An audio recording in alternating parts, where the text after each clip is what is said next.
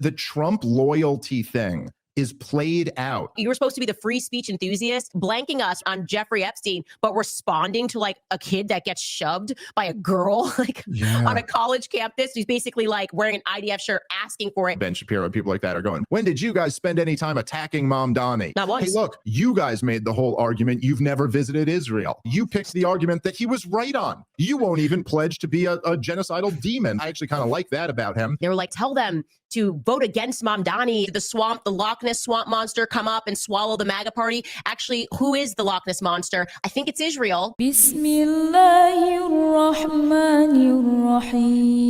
I am a revert and I was taught how to pray Salah. That means every single time I pray, the person who told me gets the reward. 5 times a day, from Fajr to Isha. If you want to support someone like me in learning Salah, then sponsor 10 people for just £100. Remember the Prophet, peace be upon him, said, charity does not decrease wealth. Click the button and donate now.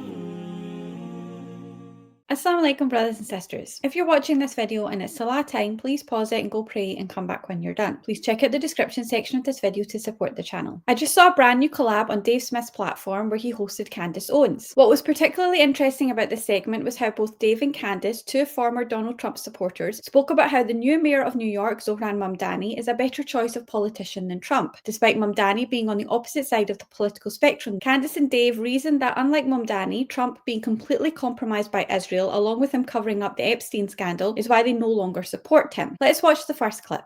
I want to remind people, you might think of me now as anti-Israel, but when they came after my entire life, I just wanted to learn about the topic. I actually didn't have a perspective, but I knew that I didn't know everything. And they were just so vicious with, no, you have to come out and you have to say these things. And I was like, look, I don't know anything about this. Let me speak to some other, speak to other people. Like I watched Bassem go viral, the clip go viral where he was holding up the chart. And I was going, whoa, that is kind of crazy. Like, are this many Gazans dying? Then I went back and I watched some old content of you on Joe Rogan speaking about the topic. Then I hosted you at the Daily Wire, and that was a big wake-up call. And I really was coming from a place, it's still one of my favorite episodes. I think they pulled all the content down, but just learning about Middle Eastern politics, I'm not presenting myself as an expert. And I think that is what also the market is responding to, is at least I want to learn. At least I am showing that I will correct where I was wrong. I was working for PragerU, Daily Wire. I was working with Zionists. And I went back and I found these messages from a time where I simply retweeted Max Blumenthal on something that he said wasn't even about Israel. And I got messages, like all I can tell you is like Agent Smith. I sent it to him. It's crazy. Like Marissa Strait, Dave Rubin. And I actually apologized to them because I was like, wow, this guy must literally be Hitler. Like I didn't know. I just saw it trending and I retweet him.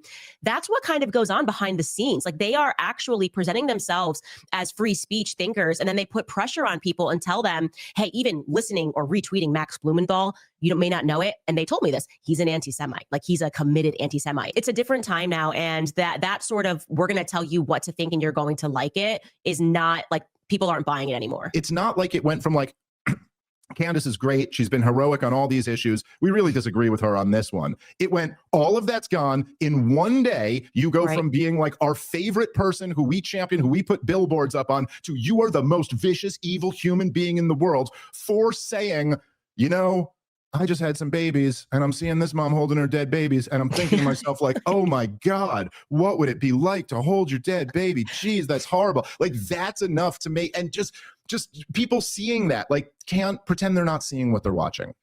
It's so true. That is how gentle it was. I had seen, it was a dead Palestinian child and she looked like my daughter. And I was going, well, this is crazy. Like, this is not just a black and white issue. I need to actually learn about this issue.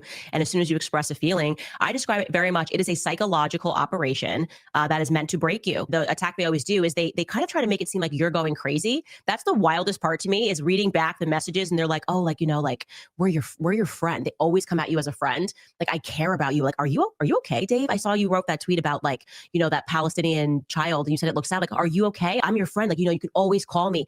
This is their strategy behind the scenes, and it's also their strategy in front of the scenes. I think Seth Dillon is a literal demon. I will never, like, I can't explain to you, like, there's something very dangerous, like psychologically wrong with him.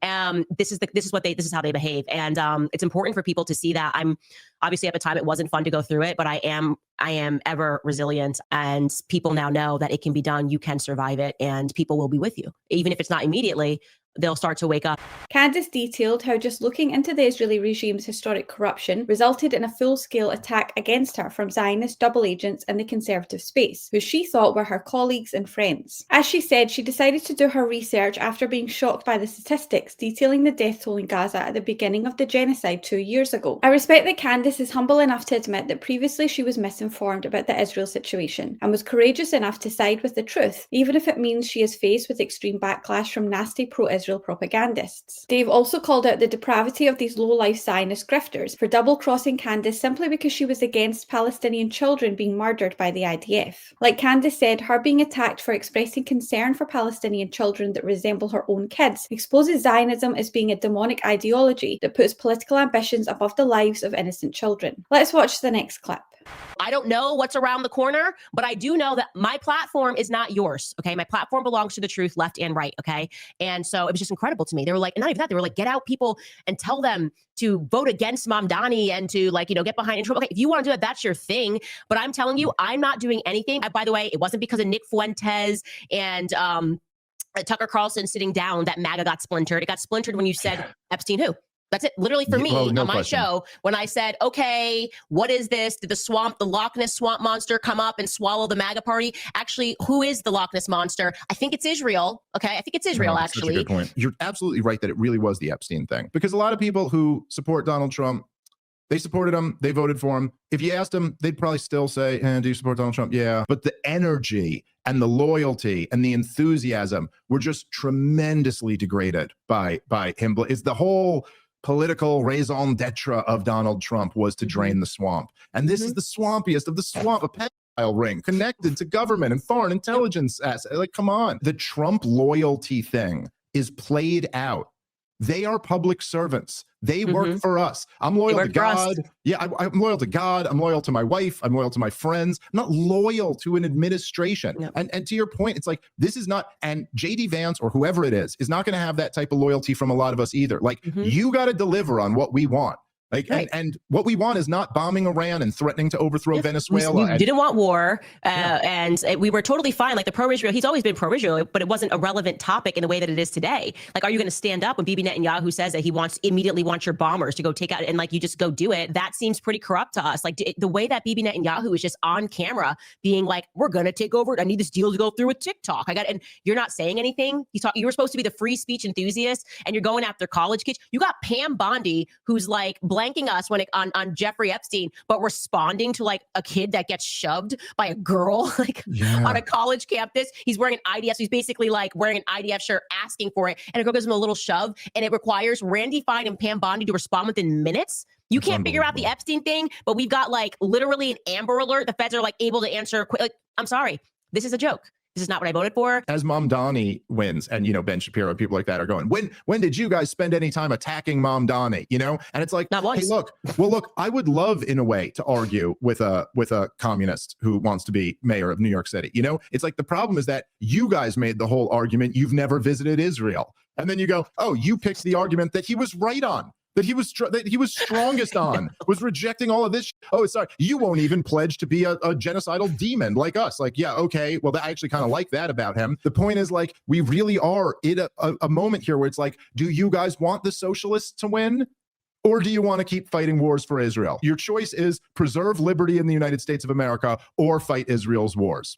It's crazy that after all the drama Candace has been through, fighting constant harassment campaigns from the Israeli side, they're still demanding that she uses her platform to benefit their agenda. As a Muslim, I'm not a big fan of Mamdani's questionable liberal political policies, some of which are forbidden in Islam. However, I agree with Candace and Dave that Mamdani is the best choice of candidate due to him not conforming to Israel. But let's wait and see how this pans out before we get too ahead of ourselves. As Candace and Dave both said, Donald Trump has lost all credibility by covering up for child trafficker Jeffrey Epstein, whose links with the Israeli government. And speaking of the Israeli government, like Dave and Candace correctly pointed out, Israeli PM Netanyahu constantly undermines Trump by dragging the US into conflicts in the Middle East as and when he pleases, whilst at the same time brazenly calling for censorship of American citizens to serve Israel's agenda. Dave made a great point when he said the Trump loyalty thing is played out. And not only that, it's corny, worshipping a crooked crooked politician as if he's your savior is nauseating, and whoever does so is easily led, ignorant, and cannot be taken seriously. Candace was also spot on when she said Trump's corrupt administration is more concerned about protecting IDF war criminals in America than US citizens on college campuses. Let's watch the last clip.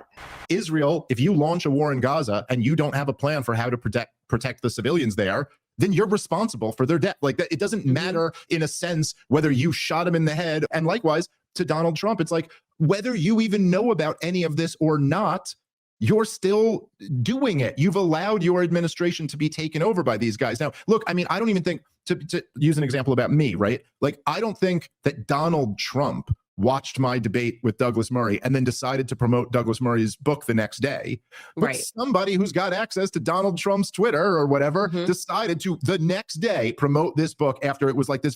And okay, whatever. Like, I didn't care. I kind of took that as a feather in my cap. Like, yeah, you got to call in the big dogs to try to get us out of this. But at the end of all of this, whatever it is, it's like the Trump administration here has obviously been much more captured by Netanyahu and Mark Levin than by Candace Owens. Yes, it's occupied. Everybody can see this is an occupied administration. And I love how they're trying. I think right now I'm trending on X over this. So Candace Owens says she regrets her vote. You're not going to shame me for saying everything you're doing is unacceptable. Try a mom on the Epstein stuff, okay? Try a mother. If you think I care more about loyalty to the MAGA cause than I care about in positions of power getting away with it, you are out of your mind. You must have not listened to a single second of the Candace Owens podcast. You must have never listened to a thing I've ever said. If you think that I am that blind and dumb and loyal to any person, left or right, that I'm going to go, oh, okay, we gotta let pedophilia go. Okay, we gotta just move on. It's a hoax. You know, I know he actually went to prison for it. Okay, but it's a hoax, and let's move on to it's a Democrat hoax.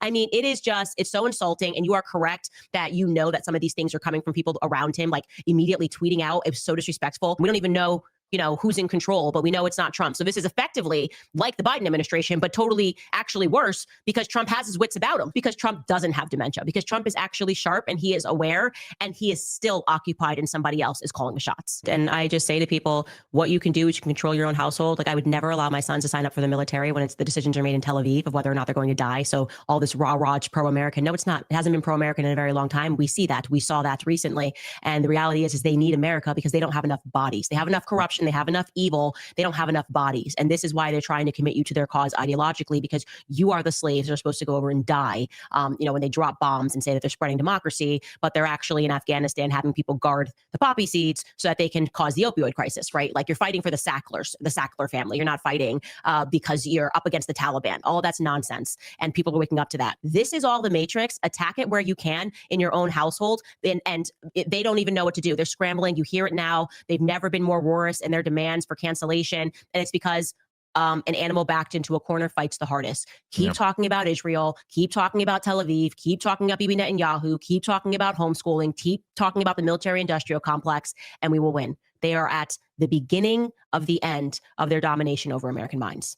Dave was absolutely correct to say that Israel is 100% responsible for the carnage they have caused in Gaza, especially when it comes to civilians, and that Trump is not only complicit, he's totally compromised, to the point he has his Israeli handlers making public statements on his behalf to further the toxic Zionist cause. As Candace and Dave said, the current US government is completely occupied, and Trump is nothing more than their little puppet boy. And as Candace stated, the fact that they're protecting Epstein on behalf of Israel rather than the victims of those crimes means they do not deserve any loyalty from anyone whatsoever. Candace even went as far as to say Trump is worse than Biden. But let's not forget that Biden was also a coward that is complicit in genocide. However, I agree with her that the degree to which Trump has crawled on his belly for Israel, selling America out in the process, is nothing short of disgusting. Anyone who follows this guy is either in on the scam from the Israeli side or is just a plain idiot that fell for the MAGA brainwashing propaganda. Candace ended the segment with solid advice on how the people can combat this. Don't let your kids serve in any military that fights Israel's wars and sacrifice their lives for the evil Zionist cause of illegal expansion across the Middle East. Like she said, every effort against Israel's corruption counts, from educating people in our households and local communities to relentlessly posting online exposing their corruption. Thank you for watching. Until next time, inshallah. Assalamu alaikum wa rahmatullahi wa barakatuhu. Allahu Akbar, Allahu Akbar, Allah.